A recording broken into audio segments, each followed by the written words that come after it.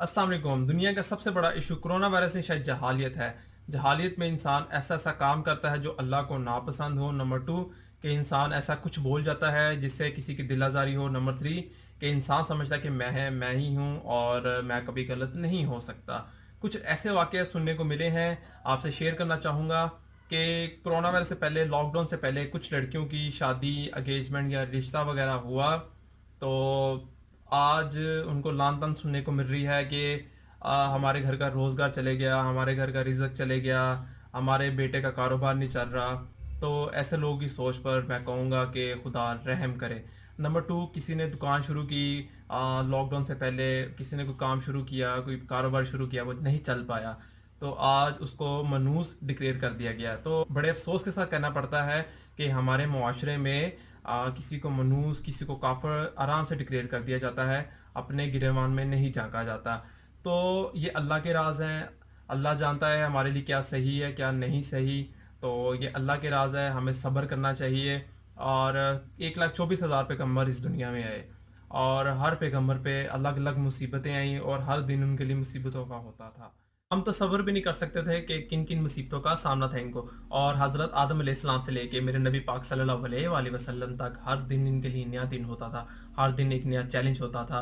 और हज़रत इब्राहीम अलैहिस्सलाम को आग में फेंक दिया गया, और इसमें भी अल्लाह का कोई राज था। और उसके बाद उनसे उनके बेटे की कुर्बानी मांगी गई, और उन्होंने हज़रत इस्माइल अलैहिस्सलाम की कुर्बानी देनी चाहिए, लेकिन ऐसा हो नहीं पाया। तो नबी पे आजमाइशें आ सकती हैं। नबी जो सा होता है वो अल्लाह की नुमाइंदगी करता है दुनिया पे, और उन पे मुसीबतें आ सकती हैं, तो हम क्या चीज़ हैं। और उनके बाद हज़रत इसहाक़ अलैहिस्सलाम पे और हज़रत यकूब अलैहिस्सलाम पे क्या क्या मुसीबतें आई। और हज़रत यकूब अलैहिस्सलाम ने औलाद की जुदाई का गम बर्दाश्त किया, 40 बरस हज़रत यूसुफ़ अलैहिस्सलाम से दूर रहे। और हज़रत यूसुफ़ अलैहिस्सलाम, उनके भाइयों ने उनको कुएं में फेंक दिया, और उसके बाद उनको काफ़िले के हवाले कर दिया गया, फ़रोख्त कर दिया गया, और फिर उनको मिस्र के बाज़ारों में बेचा गया। फिर उनको ज़ुलेखा ने क्या क्या जुल्म किया, उनको ज़ंदान में डाला गया, कोड़े मारे गए, और हर किस्म की अजियत दी गई। बाद हज़रत मूसा अलैहिस्सलाम, बचपन में ही उनको अपनी माँ से दूर कर दिया गया, और इसके पीछे भी अल्लाह का राज था कि अगर उनको दूर ना किया जाता तो उनको कत्ल कर दिया जाता। फिर उन्होंने फ़िरौन के दरबार पे परवरिश पाई, और फिर फ़िरौन ने उन पे हर दिन मुसीबत का दिन बना दिया। और फिर जिस तरह उन्होंने फ़तह किया फ़िरौन के महल को, और उनकी आवाम को, अपनी आवाम को आज़ाद करवाया, तो इसके पीछे भी अल्लाह के राज थे। फिर उसके बाद हज़रत ईसा अलैहिस्सलाम, हर दिन मुसीबत का दिन होता था इनके लिए।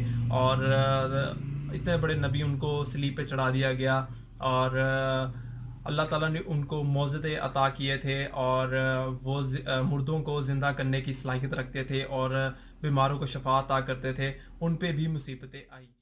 इनके बाद मेरे नबी पाक सल्लल्लाहु अलैहि वसल्लम, इमामुल अंबिया, इनके लिए भी हर दिन एक नया दिन होता था, हर दिन चैलेंज का दिन होता था। इन्होंने भी बहुत सारी मुश्किलात का सामना किया। अल्लाह ताला ने इस दुनिया में इनको अमन के लिए भेजा, और इन्होंने अमन का पैगाम दिया, सब्र का पैगाम दिया, लोगों के अंदर शऊर पैदा किया, लोगों को सही गलत में फ़र्क बताया, और इस्लाम के लिए इन्होंने अपनी पूरी नस्लें कुर्बान कर दी। और अंबिया किराम पे जो मुश्किलात आती है, ये इंसानों के लिए लेसन होता है, हमें इनके वाक़या से सीखना चाहिए। और इन्होंने हर मुश्किलात का मुकाबला सब्र से किया, और इनका अल्लाह पे ईमान था, और हर मुश्किलात का ख़ात्मा हुआ। तो हमें भी सब्र करना चाहिए, और सब्र की रस्सी को नहीं छोड़ना चाहिए, अल्लाह पे ईमान रखना चाहिए। और अंबिया किराम पे मुश्किलात आ सकती है, तो हम क्या हैं, तो हमें भी सब्र करें, और इंशाल्लाह सब कुछ ठीक हो जाएगा। अल्लाह हाफ़िज़।